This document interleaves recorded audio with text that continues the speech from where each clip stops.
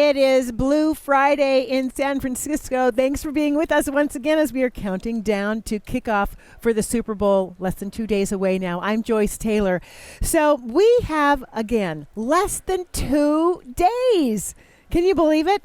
Seahawks facing off against the Patriots in Super Bowl 60. We have you covered from Washington all the way to the Bay Area. King 5's Drew Mickelson was out looking for 12s today on this Blue Friday. And, of course, Drew, you had no problem finding him, did you? You could truly feel a disturbance in the force here today, something connected to that dark side defense for sure. And yes, the skies weren't the only thing today. Blue in San Francisco. For Northern Californians, it's business as usual. Just another work day. Woo! All right! But for the 12s, it's Blue Friday in downtown San Francisco. What's that like? It's a lot warmer than Blue Friday in Washington. It's almost time to shine on the biggest stage. This is my husband and I's 16th anniversary, and this is what better weekend to spend it in. We gave Amanda Hibbert 12 shades for her anniversary. She and her husband live in Hawaii and already had this trip to San Francisco on the calendar. The Seahawks are finally back in the Super Bowl, so anytime you get that opportunity, you got to come down and enjoy it. My suit that I wear was my son's suit. Michelle that he Shell Hawk wore. Vincent's son, Josh, passed away in 2020. She thinks the Hawks are going to win it for him. We're getting a payback against the Patriots. That's the other best thing. It's hard not to bark and boast, with still 48 hours until the teams go toe-to-toe. It's amazing. We came down, last night to enjoy it, to, experience it all, soak it in. The hardest part now, waiting for kickoff. Yeah, it feels like Christmas Eve. I get really nervous about this. I get a little too emotionally invested, so I don't know. That's what makes it fun, too. As the 12s bask under the blue skies of California, they're all hoping to take home a trophy to keep them warm the rest of the winter. We'll just be able to just have this with us the whole rest of the year and into next year. This is just going to be just something that we'll just never forget. Yeah. Especially in Niner Stadium. Yeah. That couple celebrating their anniversary, they're not going to the game. We've talked to a lot of fans who just came down here for the week to enjoy the parties, the hype, and to spread a little bragging rights around 49er Nation. In San Francisco, I'm Drew Mickelson. And a lot of 12s joining and celebrating with them. All right, here outside the convention center, we had a little company today. The NBC Nightly News crew and Tom Yamas was here for their broadcast today. And before tonight's newscast, I had the chance to sit down with Tom to talk about this week's headlines and the two major sporting events that are coming together this week, the Super Bowl and, of course, the Olympics. We're going to have that full interview coming up for you in just a couple of minutes. But first to the Seahawks, they are locked in, dialed into Sunday, getting ready for the Super Bowl. I think they had their last practice today in Santa Clara. That's where Paul Sylvie is. So how did things go with the team today, Paul? Very smooth, Joyce. They'll have one more walkthrough tomorrow morning and a handful of meetings for sure as they get ready for Sunday's kickoff. And I should say that head coach Mike McDonald knows the players' families. Most of them came in today, so he gave his players the afternoon and the evening off to spend time with his family. We know how important that is to Mike McDonald for sure. Another thing that Mike McDonald has talked about throughout the season is the fact that he's got the offense, he's got the defense, but he always wants to make sure everybody knows how important the special teams are. We've seen special teams almost single-handedly win football games for the Seahawks this season, led by Coach Jay Harbaugh. He held court this week. Mike always talks about it, but just we're a team. It's all about the team, and it's not just the defense or the offense. It's everybody doing their part and playing complementary football. And so the guys do a great job just understanding that and taking pride in, like, we're a crucial aspect of this, and we're kind of the bridge between the offense and the defense, and that's how you stack plays up. And the offense maybe stalls out, and you have to punt, but you can pin them in, and then the defense gets to stop, and then now you have a chance to get a punt return, and now maybe a little shorter field, and the offense goes and scores. And it's so cool that Mike highlights that type of thing all the time to the team, because people can see it not as isolated things, but as a team working together to move the ball up and down the field, and it helps make it more probably tangible for the guys. Did you feel like you struck gold when you guys traded for Rashid Shaheed? Yeah, that was amazing. I was borderline disbelief when it happened, and so thrilled to have him. He's obviously made a huge difference, and have just utmost respect for the person that he is, the competitiveness, and the desire for him to like improve his craft day in and day out, even though he's already a really good player, is neat. We've been really impressed by him. Why does a guy like Brady Russell buy into special teams so much the way he does? Like it seems like he is just like he lives, breathes it. Doesn't he? Yeah. It's just like it just oozes off him. He's just kind of like that. Like he's wired up like that, where it's just an unbelievable enthusiasm for life and kind of whatever the task is in front of him, whether it's duck hunting or just spending time with the guys or a punt cover, whatever it might be. Like he's all in on just what is happening in the moment. And the guys like that tend to be really good players, but especially really good special teams players. And it doesn't hurt that he's 6'4", 250 and can run like just under 21 miles an hour and is crazy tough and smart. So he's got a ton going for him, and he's been a huge part of our success. Jay, you mentioned the other night self-awareness being an important characteristic of Michael and Jason. Regarding buy-in, how important is self-awareness as a football player trying to make the roster, make an impact, in buying in what the special teams coach is trying to get you to do? Yeah, and to be clear, just a player in general coming into an NFL team, you're saying? Yeah. I mean, huge, because it's just it's a simple thing. Hey, you're going to go out, you're going to practice, and there's going to be a litany of things that are not going to go the way that you want them to go, or the way that your coach envisioned them going. And you come off the field and you do all the things you got to do, taking care of your body, being disciplined, and then you're going to be coached and given corrections and encouragement, and all you have to do is go and implement those things and show up the next day and do less of those things and do more of the good things, and then do that day in and day out. And a lot of guys, I wouldn't say necessarily on our team, but a lot of guys will struggle with that aspect of it, of being able to see like, okay, no, I'm not doing this exactly the way the coach wanted. What is he saying? Okay, this is what I'm doing, this is what he wants, let me figure this out. I don't understand it. Who's an older player I can go and ask, or let me go and ask the assistant coach or whatever it might be. But just being able to have a true sense of who you are as a player, where you're at, what they're asking you to do, what you need to do, what's in that gap. That's really, really important to being able to get to where these guys want to go. And how about from the standpoint of being someone who comes into the league and maybe you didn't have a lot of special teams experience in college? You're a wide receiver, defensive back. Tariq talked to me about wanting to be one of the best gunners in football. The self-awareness to know that, okay, this is my role right now, and I've got to be the best at this role, and really seize it. I mean, maybe it wasn't what they dreamed of as a kid, but this is what their opportunity to have a chance to play the NFL in. Yeah. I mean, that's a great example. I mean, you probably already kind of answered it, but it's guys understanding that what it means to be on a team is attacking and being enthusiastic about the role that you do have, and understanding that the reward for good work is more work. So you go and you do a great job at gunner, guess what? You're probably going to have a jersey on game day. You're going to be up and be able to play, and then all of a sudden, maybe you have a couple plays on offense, or somebody, loses their helmet or the shoe comes off, and you go in and it's kind of that first step to be able to be there, you're available, and to have a chance at having a role. For a lot of people, that if you're not a super early round pick, that's how it's got to be. And the self-awareness of where you stand in the big picture is definitely a critical aspect of that. You get the feeling if you put Jay Harbaugh and Mike McDonald in a room together, they're going to deep dive into these rabbit holes and talk schemes, and they could be there all day having the time of their lives.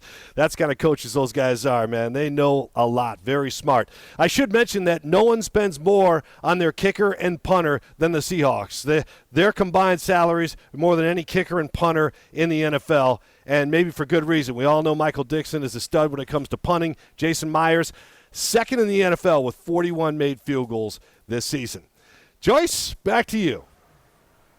And it comes down to Sunday. Hopefully they'll keep having some good games. Thanks, Paul. get back to you in just a bit.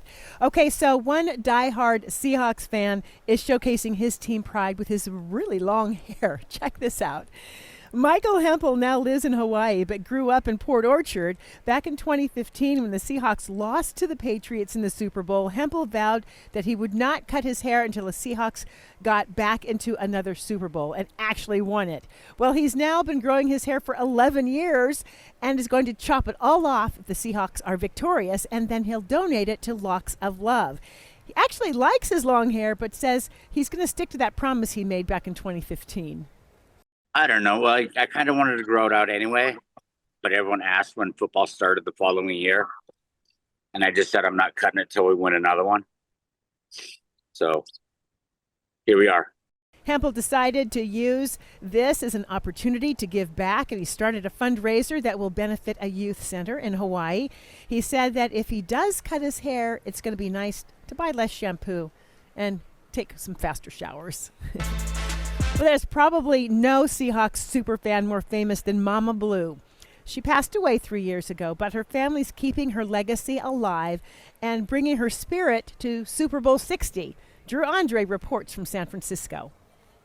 Mama Blue's great-grandson is flying into the Bay Area today. He got tickets to the season ticket holder raffle, and now he will be the one representing Mama Blue on Sunday. This is the kind of jersey Dion McCauley will be sporting Sunday at Levi's Stadium. Mama Blue. The blue wig, the sparkling glasses, and seats right by the tunnel at Lumen Field. I remember going to games with her, and there would be people coming up and wanting pictures or players or whatever it was. And just thinking, like, I can't believe that's my great-grandma, you know? Patty Mama Blue Hammond passed away in 2023 at the age of 92, a season ticket holder since the Hawks' inaugural season. But her spirit still lives on through 4 generations of her family, who are all diehard 12s. The Seahawks are everything to us. This year, their seats were full of family during the NFC Championship, and her great-grandson Dion and his girlfriend will be the family members representing Mama Blue at the Super Bowl.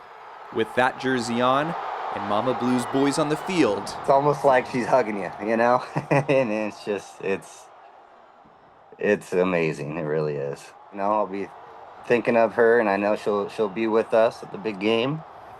Mama Blue was in New York in 2014 when the Seahawks won Super Bowl 48. It was a highlight of her Seahawks fandom. There are going to be a lot of Seahawks around here in San Francisco. You see the beautiful Golden Gate Bridge backdrop around here. Tomorrow at noon, there is going to be a big gathering of 12s with a flyover that is going to have a big 12s flag attached to it. It's going to be something pretty special. From San Francisco, I'm Drew Andre. All eyes are on the Bay Area this weekend. Nightly News is in town, and I had the chance to sit down with Tom Yamas to talk about all of that. And the city of Seattle getting ready for Sunday, the preparations for championship-sized celebrations. And it's only the first season in the NFL, and now he is about to play in the Super Bowl as a rookie. We're going to catch up with Gray Zable's family here in San Francisco.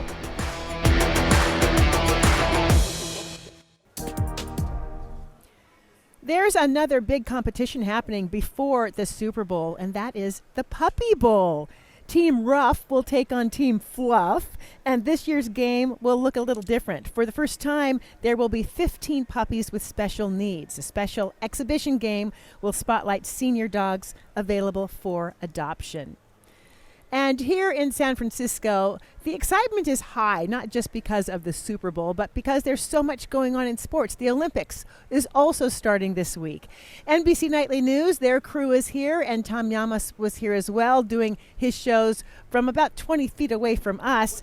Right before he did his show, I had the chance to sit down with him this afternoon to talk about his news-making interview this week with President Trump, the converging of 2 major sporting events, and so much more. Before we dive into sports and why you're here, I want to first talk about your colleague, Savannah Guthrie, and how everyone at NBC is rallying around her with her mom still missing. Yeah, well, Joyce, thank you for asking about her. Listen, it's been incredibly brutal in the newsroom. It's been so tough, as you can imagine, on Savannah and her family.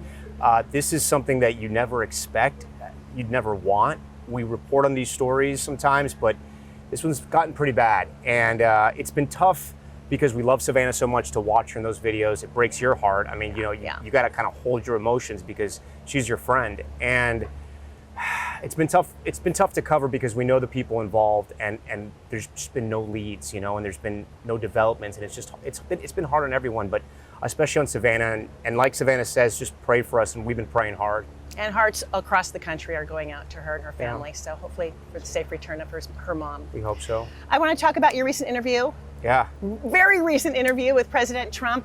What did you make of his tone and his message, especially when he talked about federalizing elections, particularly in blue and states and blue cities? I mean, the one thing that surprised me was how much news we made in that interview. I mean, there was a variety of headlines from about trying to nationalize elections to what he did in Venezuela to trying to tone down what's happening with immigration enforcement in places all across the country. So that surprised me. I think sort of his entire demeanor surprised me a little bit. He was, and a lot of people are telling me this just wasn't my take, that he seemed like he wanted to get sort of his points across, and he didn't want to sort of be as combative as before. It's obviously, I say it's a delicate dance, right? You want to get the news out before that interview gets sideways, because you need to get the news for the viewers. And that was sort of my job. And I wanted to find out about those $2,000 stimulus checks he was talking about from the tariff revenue. Will Americans get that? He says he's not sure if he's committed to that yet. We wanted to know what's happening in Iran, what's happening in Venezuela and Cuba. There was a lot of news to get to. And so, I think we made some news, especially on the immigration front, and the Fed chair, and he wants to have somebody who's going to bring down the interest rates. And also, he's somebody who told me he doesn't use ChatGPT, but he knows all about AI, which seems kind of interesting. He also says AI is going to be a job creator when everyone is telling us right now it's a job killer, and I try to tell him that 3 times. He doesn't want to believe the polls on the economy. He doesn't want to believe the polls on how he's handling immigration. He says he has different polls. They didn't provide him to us.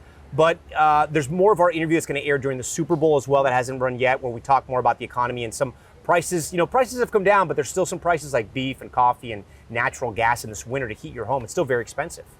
And here in the same week, you're moving from politics to the Super Bowl. How do you balance the seriousness of an interview like that with what's about to happen here? Yeah, I mean, I won't lie. You know how it is. I've been preparing 3-4 weeks for that interview, just been in prep. So I haven't done all my Super Bowl homework, but I love the NFL and I love football. And so I'm ready to watch the Seahawks and that defense go up against the Patriots.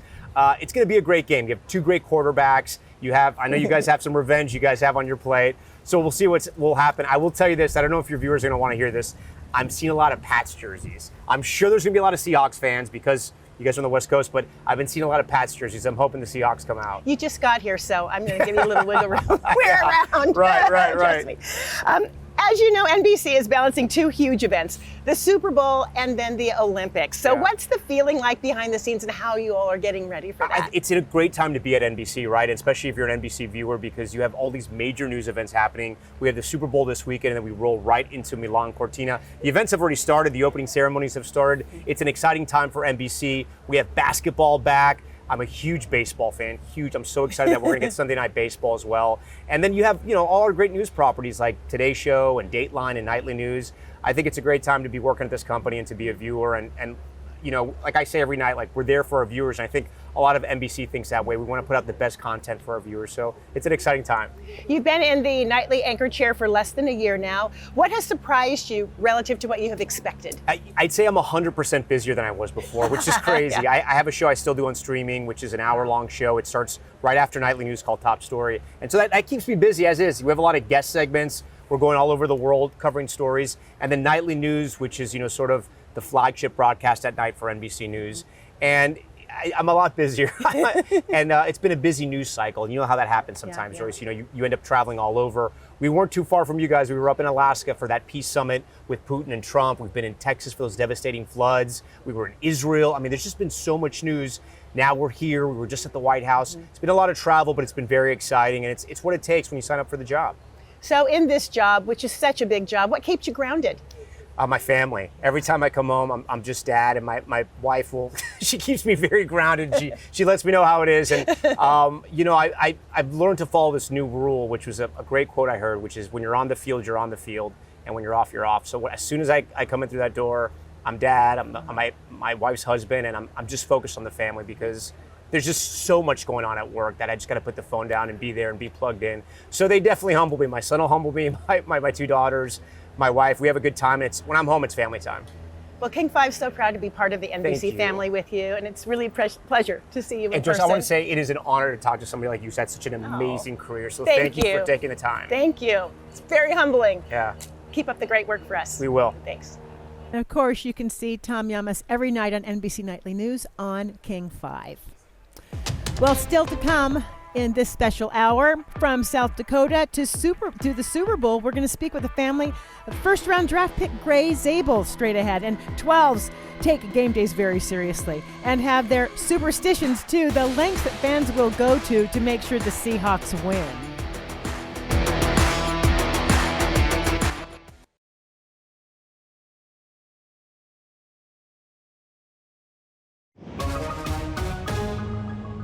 Well, hi there, Perella Lewis here, and I'll tell you, it's looking really good for Super Bowl Sunday. If you are in the San Francisco area out in Santa Clara, you have enjoyed quite a bit of sunshine over the past couple of days. Yes, changes are coming, and they are coming on Sunday. So if you're going to be tailgating, we've been talking about it all week, there's going to be some morning fog, but you see those few stray showers that are approaching San Francisco. Well, I think we're still going to be dry. We're looking at a mix of sun and clouds as we go into Sunday morning and even Sunday afternoon, but late Sunday afternoon and evening, we're going to have just a couple showers move across San Francisco, maybe one or two moving over Levi Stadium as we go into late afternoon. So maybe on your way home, you might run into a quick shower. But again, I think for the most part, you'll just see increasing clouds and most will stay dry. By the way, the winds will be pretty calm, which is nice. This is the second time Levi Stadium has actually hosted a Super Bowl. The only other time was back in 2016.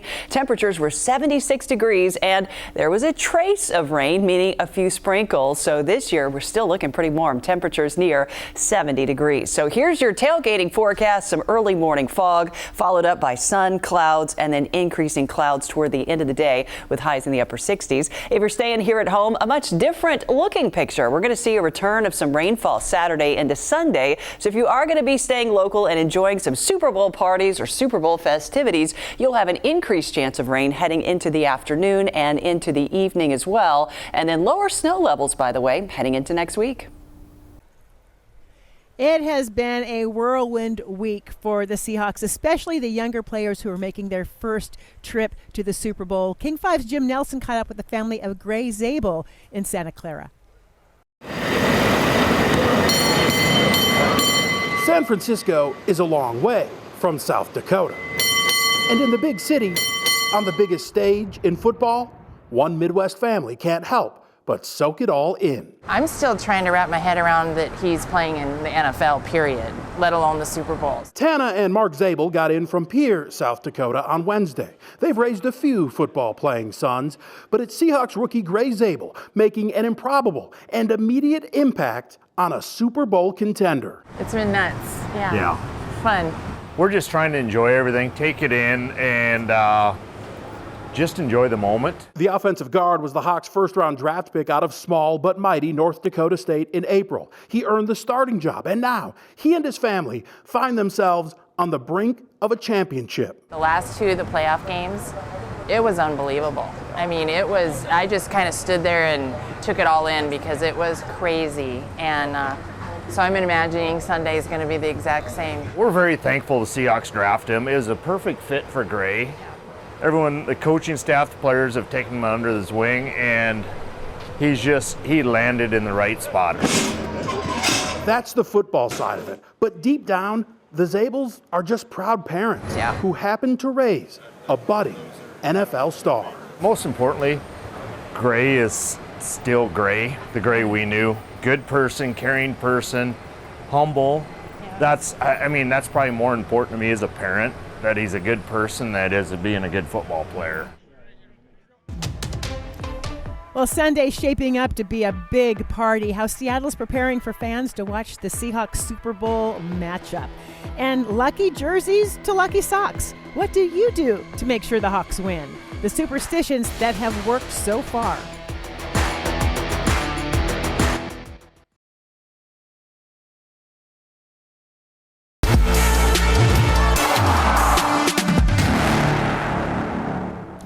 So at this time, 2 days from now, we will know. There will be a new reigning Super Bowl champ. And we'll be, of course, all cheering on the Seahawks as they take on the Patriots. Can you imagine? Just 2 days away.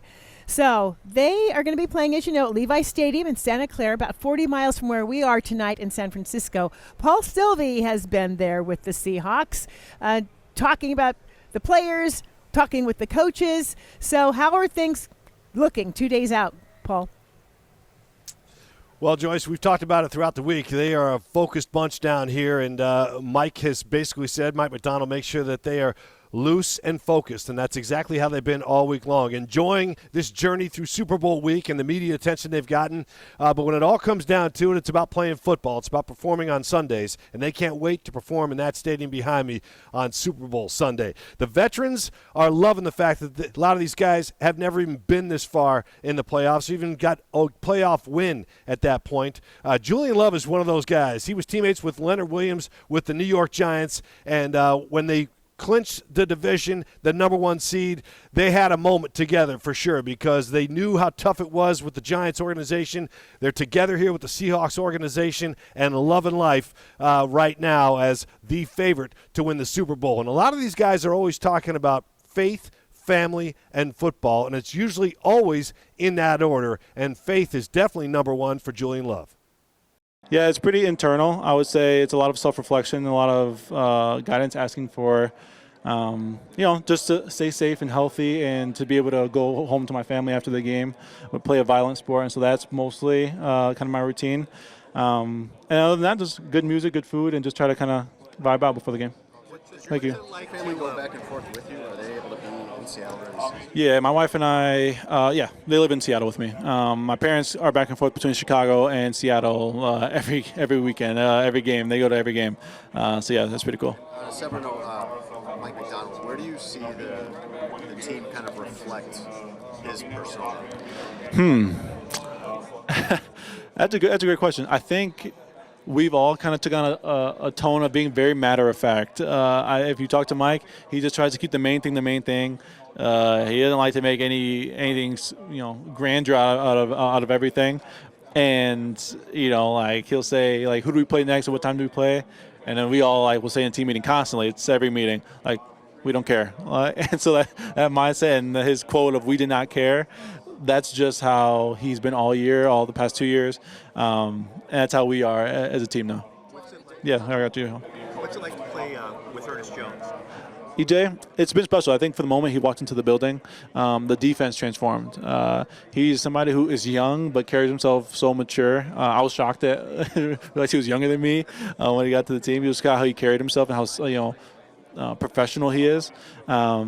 And, Ernest, I think, transformed our defense for the better, and now he's a leader. He was awarded with a contract this offseason because, he means so much to us, and he's the catalyst for everything we do on defense. Yeah, what you got? We talked a lot about the rookies wanting to play for the veterans, but you guys have one of the youngest teams in the NFL. Yeah. Talk about how important the rookies or just the younger players have been to the success of this team. Yeah, I think directly for me, I'm dealing with young Nicky Manwari. Just incredible, talented goofball. And from the jump, I told him, listen, man, there's urgency to be successful here. We need you on the field. You make us better.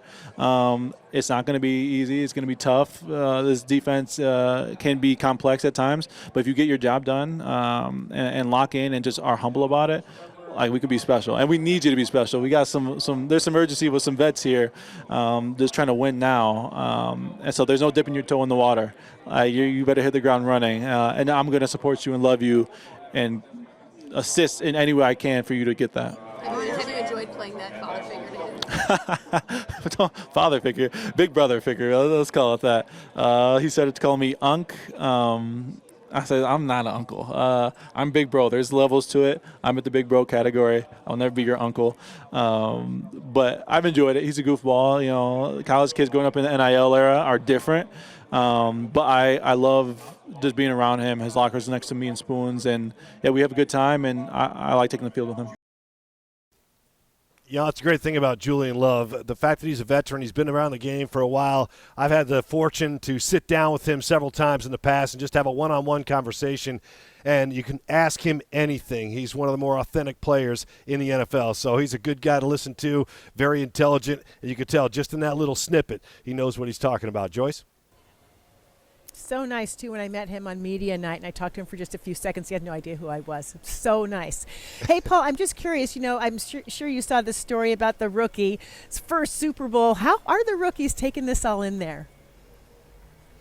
Well, there's two rookies in particular that are just really good guys. Gray Zable, first-round draft pick, and Nick Emanwari, second-round pick. The Seahawks jumped up to get him in the draft. Those two guys may have started as rookies in September, but they're both really considered veterans right now. It's amazing. They played 1 year in the NFL, one season, and they just took off. The transition to the NFL was nothing to them. And I heard Julian Love say it. Nick Emanwari needs to stay healthy, keep his head straight, because he is a physical specimen.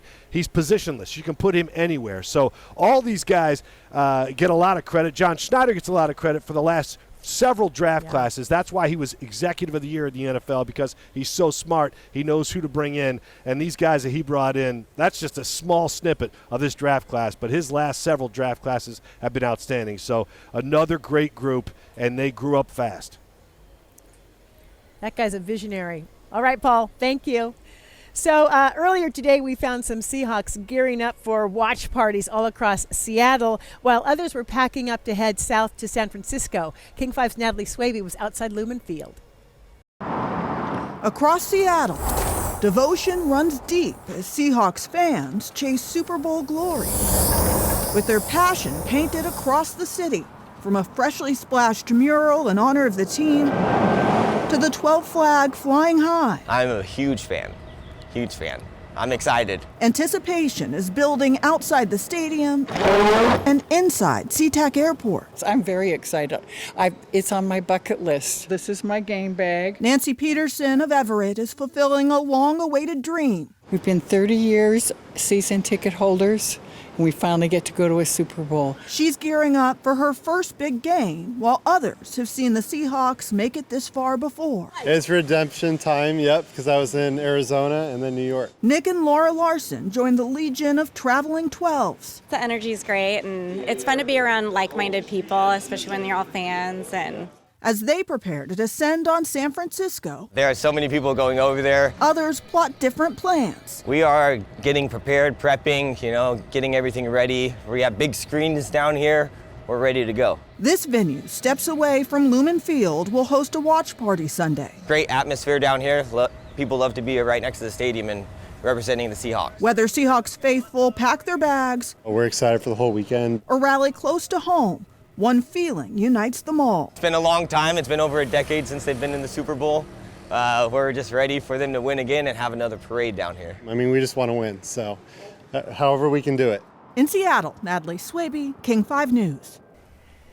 Seahawks fans in Seattle have a unique chance to connect with the competition. A giant screen has been set up along Occidental Avenue outside of Lumen Field, opening a live video portal to Boston. Seahawks and Patriots fans can actually interact in real time all weekend long ahead of Sunday's big game. Now, for some Seahawks fans, superstitions are not just fun. They're kind of a way of life. Some of you have some superstitions, I think, as well. King 5 Savannah Welch spoke with some 12s about some of their game day rituals.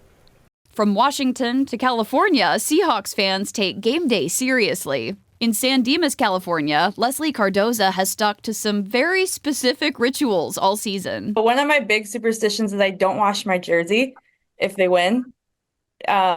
So there's been many years that I've not washed my jersey like a whole season. I think I even have my JSN jersey right now with me. It's dirty. But Leslie's superstitions don't end there. She has lucky socks, a set spot in the house for watching games, and a Seahawks gnome that can't be moved from her backyard. We watch the games at bars too, and we'll be like, okay, you guys stay on the other side of the bar because we're winning when you stood over there. My sister and I have been rabid fans of the Seahawks since the beginning. In Tacoma, Carly Holst has her own rituals after decades of rooting for the Hawks. We make food from the region of the team that we're playing against. So we can do that eating the competition. And we always do different food each time that we play. This being a Super Bowl, we'll add more stuff to it. It's like all the mojo that we can add in, we do. Up and down the West Coast, these fans believe their rituals could make all the difference. It would definitely be something very special, and very special to share with my husband and my dad and my family, just to see them, I guess for them to see me, how happy I am. So JSN and former Seahawk Bobby Wagner took home some big honors last night at the NFL Honors. Kevin John has the highlights of what was a really big night. Well, the stars were out in the Palace of Fine Arts in San Francisco last night for the 2026 NFL Honors ceremony, and quite a few players walked away with some very nice hardware. It didn't take long for Christian McCaffrey to take home his first award of the night. The 49ers running back took home multiple awards, including the NFL Salute to Service Award and the FedEx Air and Ground Player of the Year. The Pro Football Hall of Fame also announced their 5 inductees, which included Adam Vinatieri, Larry Fitzgerald, Drew Brees, Luke Kuechly, and 49ers legend Roger Craig, who waited some 30 years to be elected into the Hall. The most coveted award of the evening, the NFL MVP, came down to one of the closest votes in league history. Los Angeles Rams quarterback Matthew Stafford barely edged New England Patriots quarterback Drake May. Stafford received 24 first-place votes to May's 23 first-place votes. As far as the next big award, that will be handed out on Sunday, and that will be the Vince Lombardi Trophy. In San Francisco, I'm Kevin John. And ahead, bringing game day to people who can't make the trip to San Francisco, how one couple and their Fanbulance are getting 12s excited for Sunday.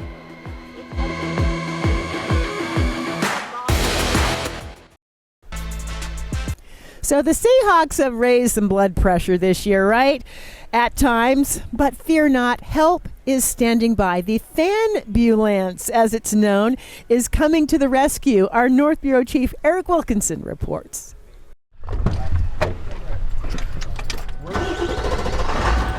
With a turn of a key, a 25-year-old ambulance is resuscitated on Whidbey Island.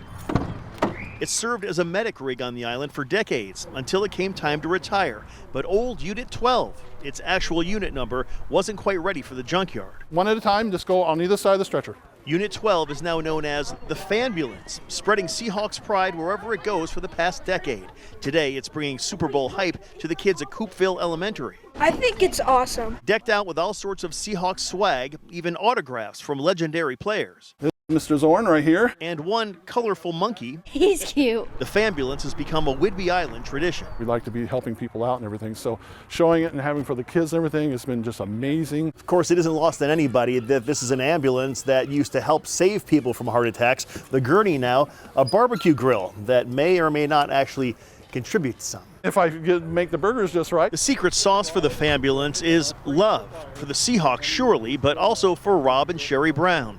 They met 47 years ago when she was training to be a medic and Ron was driving Unit 12 as an EMT. We kind of clicked. And like any good relationship, the Fanbulance takes work. It's been a little bit of labor of love to keep it running and running. With nearly 400,000 miles, the quarter-century-old Ford doesn't stray far from home these days. Instead, content to bring a piece of the Super Bowl to locals who can't make it to California. It is cool for the people that are back here with us that have to watch it on TV to, see the enthusiasm. Ron, Sherry, and Seahawks Nation all united as 12. Go Hawks! In Coopville, Eric Wilkinson, King 5 News. Still to come on Sunday, special teams could be the make or break factor in this big game. We have that for you right after the break.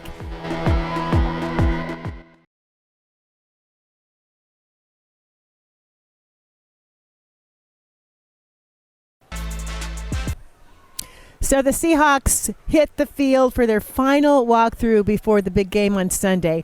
Seattle has the upper hand on defense, the Patriots on the other side of the ball. So special teams could make all the difference. Here's Ariel Orsuto. An overlooked but quite special part of the Seahawks team is its special teams. The unit finished #1 in the NFL behind coordinator Jay Harbaugh, but he credits the way Mike Macdonald embraces them as an equal third instead of a separate entity.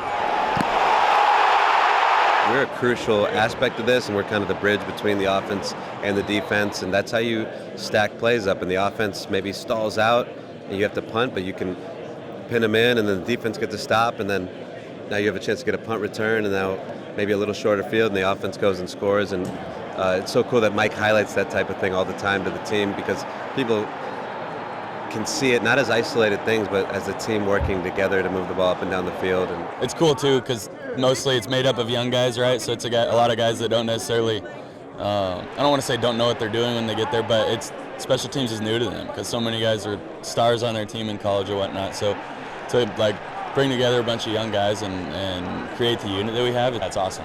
McDonald said he begged him to come to Seattle after working with him at Michigan in multiple different position groups, applauding his intellect and intuition. It became very clear very, very quickly that this guy was a heck of a football coach, great eye for talent, the way he got buy-in and the way that he creatively coached these awesome fundamentals, and the guys loved the process. Talking about chasing edges, this guy, that's how he operates all the time. Pushing the envelope, he pushes me, he's got a great perspective, not afraid to challenge the status quo, all those things. The unit scored 4 return touchdowns in the regular season and postseason, and blocked 2 field goals. But there's one play that was undeniably the favorite. Niners opening play, 100%.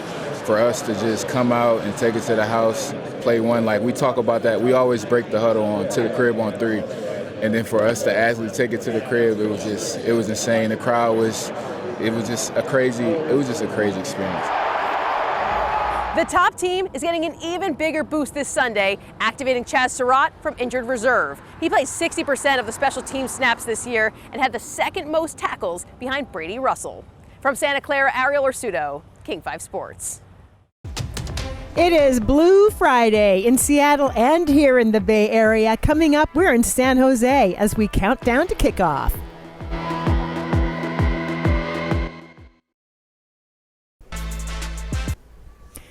Well, just 2 days before the game, and the events and parties are getting bigger and bigger.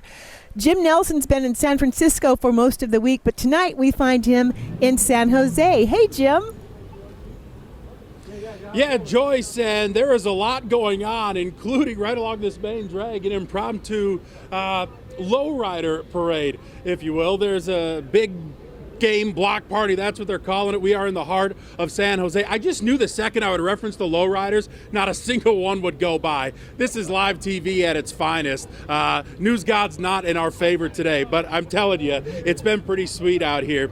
There are 2 concerts coming up Friday and Saturday night out here. They're expecting about 15,000 fans. All of this in connection with Super Bowl weekend. It's not an official NFL event, but the city of San Jose putting this on in hopes of capitalizing on the big crowds. No doubt about it that the spotlight is now shining across the entire Bay Area. 50 miles separate San Francisco and San Jose, but they are certainly firmly connected, especially this weekend with all of the events going on. And we have seen, yes, fans from all over the league, especially the Patriots and Seahawks fans.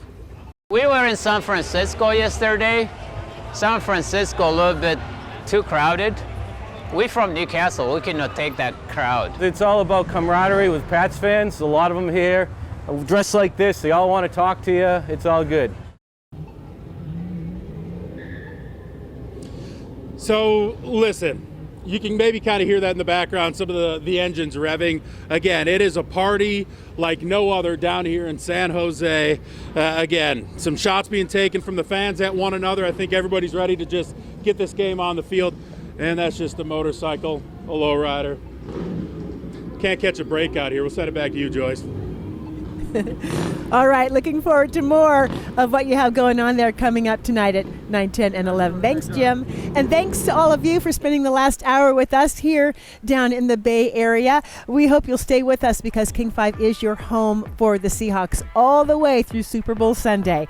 You can see the game here starting at 3:30, and then we'll have all the highlights here on King 5 and on your King 5 app. Good night, everybody. See you tomorrow.